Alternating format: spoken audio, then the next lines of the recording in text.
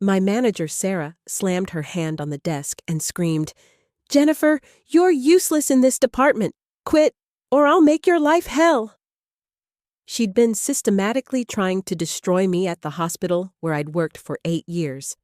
I calmly stood up, turned off the recording device in my purse, and smiled. "Sarah, ever since you started your harassment campaign, I've been building my own case file." At that moment, her face went white as a sheet. "My name is Jennifer Martinez. I'm 35 years old, and I'm a registered nurse. This story is about how my head nurse tried to get me fired, the 2 years of systematic harassment that followed, and how I finally found true justice. But the most important part is this. I sensed her plan from day one and quietly prepared my own defense. I started working at St. Mary's Hospital in Denver, Colorado in 2016.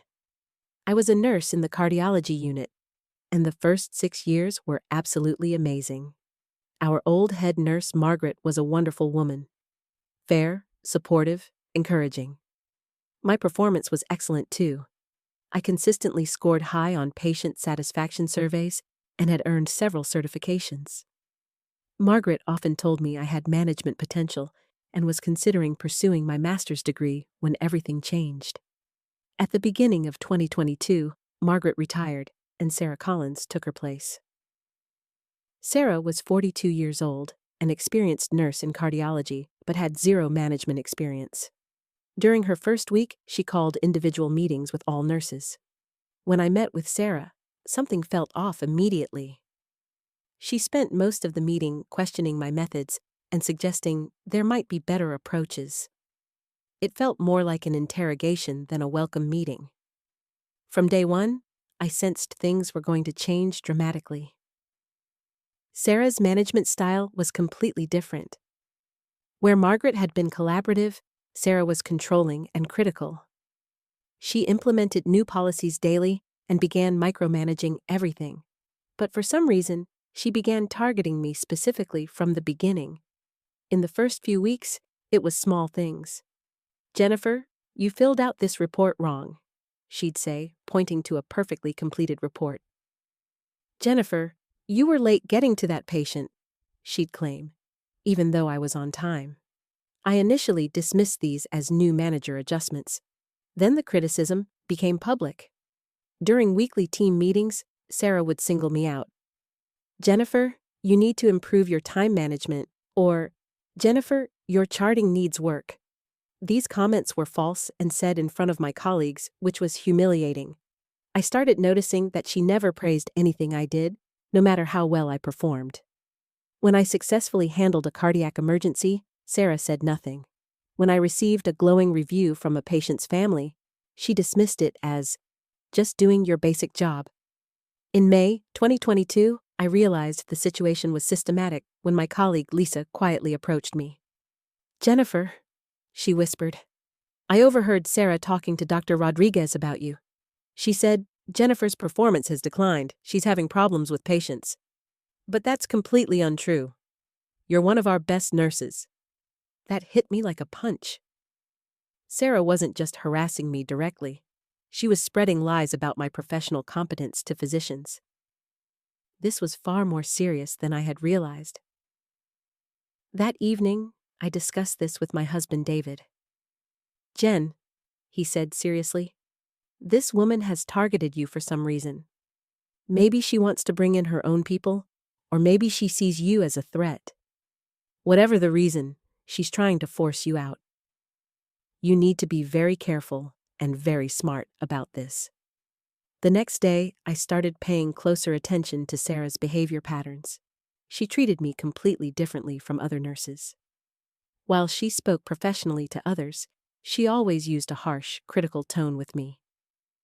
I also noticed favoritism. Newer nurses were getting better schedules and easier assignments, while I was consistently given the most challenging patients and worst shift combinations. In June 2022, I made a crucial decision.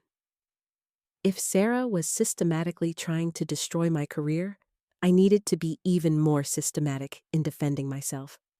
First, I bought a small digital voice recorder for $75. Every day when I came to work, I activated this device before any interaction with Sarah.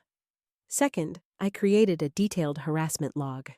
I bought a composition notebook and documented every incident, date, time, witnesses, exact words spoken, and context. I was meticulous about this documentation. Third, I started taking photos of all written communications, emails, performance notes, scheduling changes. I stored everything in a secure cloud account. Fourth, I contacted my friend Maria in Human Resources. Over coffee, I explained what was happening. Maria gave me crucial advice. Jennifer, if you're going to make a harassment claim, you need ironclad evidence. You need documentation showing a clear pattern beyond normal workplace management. Throughout the summer, Sarah's behavior escalated, and I documented everything. In July, she started publicly humiliating me in staff meetings. Jennifer had another patient complaint this week, she announced, even though no complaints had been filed. When I corrected her, she snapped, "Don't contradict me, Jennifer. This is exactly the attitude problem I'm talking about." In August, Sarah called me to her office for a performance discussion. She handed me a written warning for poor time management and inadequate patient care. The allegations were completely false. During this meeting, she said, "Jennifer, you're not suited for this job. Maybe you should consider a different profession entirely." That statement was devastating, but also crucial evidence. It showed clear intent to push me out of nursing entirely. In October 2022, Sarah played what she thought would be her winning card. She placed me on a formal performance improvement plan. The PIP was clearly designed to set me up for failure with impossible goals, demonstrate improved patient communication, despite my 98% satisfaction ratings, show enhanced teamwork abilities, even though I had excellent colleague relationships, reduce patient complaints to zero, even though I had no legitimate complaints. During the PIP meeting, Sarah's true intentions became clear. "Jennifer," she said with a satisfied smile, "this is your last chance. If you can't meet these expectations, you'll be terminated for cause. Maybe it would be easier if you just resigned now." That revealed her strategy. She wanted me to quit so the hospital wouldn't have to deal with firing me. But I had other plans. In November 2022, I contacted Lisa Chen, an employment attorney specializing in healthcare harassment cases. I brought my 200-page documentation file, my digital recordings, and a timeline showing systematic escalation. Lisa spent 2 hours reviewing everything. "Jennifer," she said, "in 15 years of practice, I've never seen such thorough documentation. You have a textbook harassment case." Lisa's strategy was methodical. File formal complaint with hospital administration, request thorough investigation, demand immediate action. If hospital failed to act, pursue legal action. She warned me. Sarah will likely escalate when she learns about the complaint. Document everything. In December 2022, I filed my formal complaint, 47 pages, including chronological account of every incident, transcripts of recorded conversations, copies of all communications, witness statements, impact documentation. I submitted it to HR Director James Wilson. When he opened the file, his expression changed dramatically. "Jennifer, this is extremely detailed and concerning.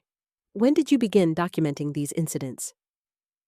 "6 months ago," I replied, "from the moment I realized Sarah's behavior was systematic." James was clearly shaken. "We'll begin formal investigation immediately. We're also implementing interim measures to prevent retaliation." The investigation began in January 2023. Sarah's reaction was immediate. Within hours, she cornered me in the supply room.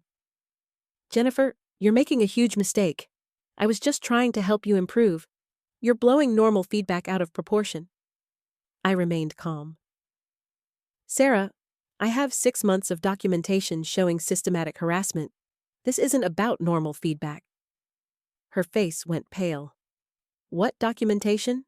I smiled slightly. Every conversation, every false accusation, every threat, including this one. I gestured to my pocket where my recorder was active. "You've been recording me?" she whispered. "I've been protecting myself, just like any smart employee would do." The investigation took 2 months. They brought in an external investigator who interviewed me, Sarah, and 8 staff members. They reviewed all my documentation and listened to key recordings. The evidence was overwhelming. My patient satisfaction scores were among the highest in the department.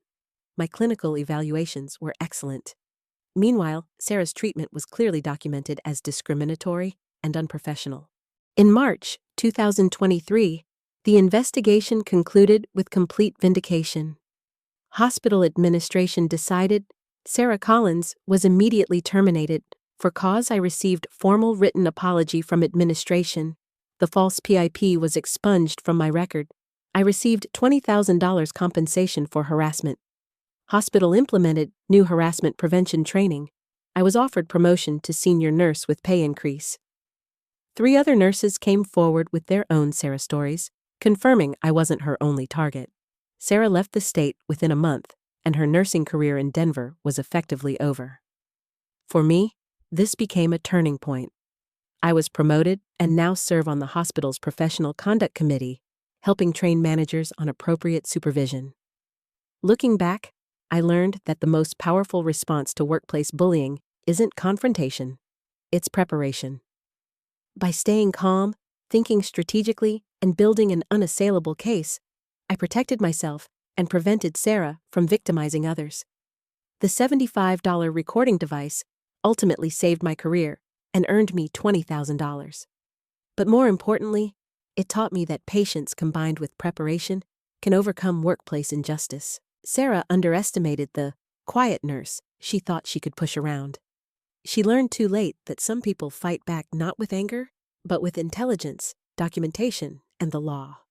Sometimes the best revenge is simply letting someone's own actions destroy them while you watch from the witness stand.